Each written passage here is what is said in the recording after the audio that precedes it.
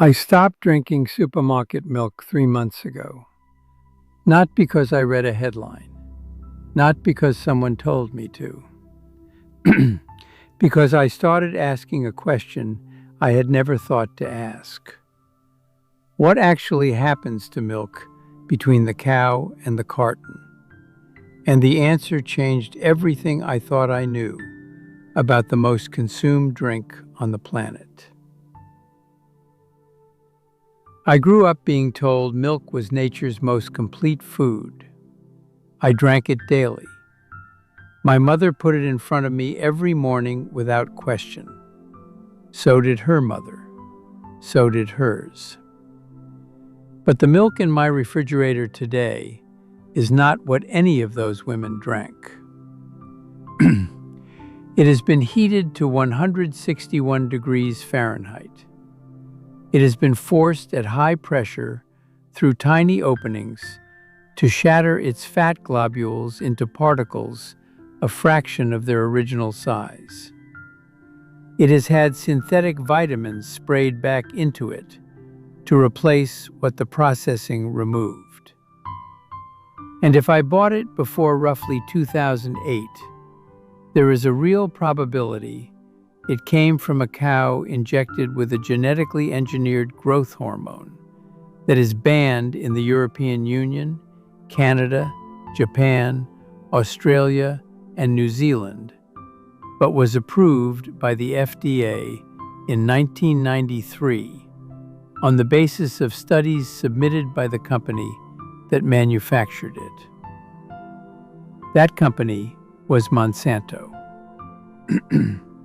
I need to take you through this carefully because this story is not simple, and I am not going to pretend it is.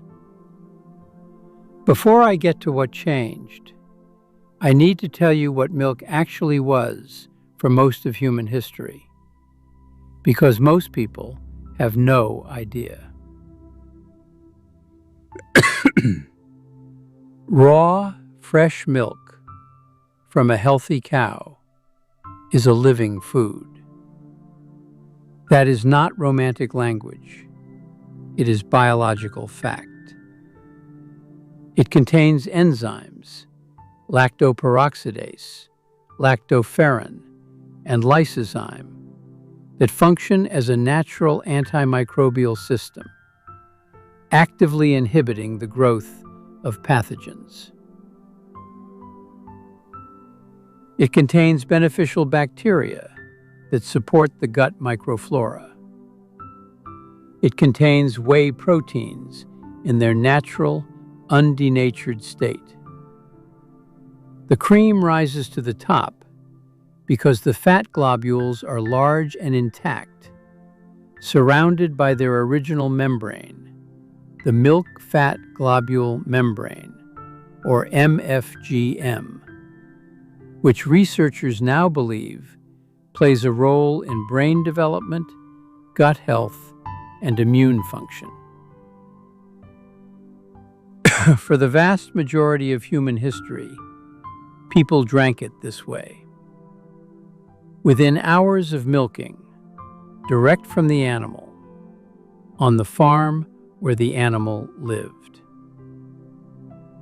Then the 19th century happened. As populations moved from farms to cities, the milk supply became a logistical and biological crisis. Milk traveled for days in unrefrigerated conditions. Urban dairies kept cows in appalling conditions, fed on distillery slop, confined in disease-ridden sheds. Between 1912 and 1937, approximately 65,000 people died of tuberculosis, contracted from consuming contaminated milk in England and Wales alone. In the United States in the early 1900s, 1 in 4 foodborne disease outbreaks was directly linked to dairy consumption. The public health case for pasteurization was real. I want to be clear about that. Heating milk to kill tuberculosis, typhoid, brucellosis, and listeria saved lives. Genuinely, measurably, documentably. But what happened next went further than safety. And that is where the buried part of this story begins. Between the 1930s and the 1990s, three things happened to milk, each for different reasons, each with different consequences. The industry presented all three as progress. I want to go through them one at a time. The first was homogenization.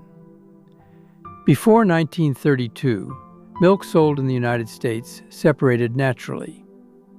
The cream floated to the top. To drink it, you shook the bottle. Some people skimmed the cream for butter and drank the thinner milk below. It was not convenient, but it was natural. In 1932, the dairy industry began rolling out homogenization at commercial scale. The process forces milk at extreme pressure through tiny holes, shattering the fat globules from their natural size, roughly 1 to 10 micrometers, into particles less than 2 micrometers. These smaller particles no longer float. The milk stays uniformly white. It looks better. It lasts longer on the shelf. It does not require the consumer to shake anything. What the industry did not tell you is what happens structurally. The original fat globule membrane, the MFGM, is disrupted during homogenization, and a new membrane forms, incorporating casein and whey proteins from the surrounding liquid. The milk fat globule that emerges is fundamentally different at the molecular level from the one that entered the machine. In the 1970s, a cardiologist named Dr. Kurt Oster at Bridgeport Hospital in Connecticut proposed that this structural change was responsible for the epidemic of heart disease that began rising in the United States in the same decades that homogenized milk became universal. His specific hypothesis, involving an enzyme called xanthine oxidase, was tested extensively and not validated by subsequent research. I am not going to tell you Oster was right, because the science does not support that conclusion. But what the research did confirm is this. Homogenization was introduced in 1932 primarily as a shelf life and marketing decision, not a health decision. The industry has never been required to prove it is safe. It has simply been assumed to be safe because nobody proved it was harmful. That is a different thing entirely. The second change was what pasteurization actually removes.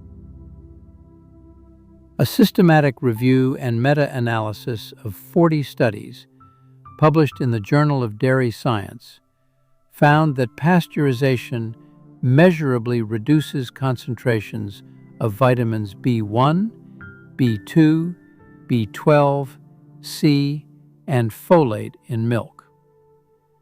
A 2025 peer-reviewed paper in Nutrients confirmed that pasteurization also disrupts whey protein structure, specifically beta-lactoglobulin, which is partially denatured by heat.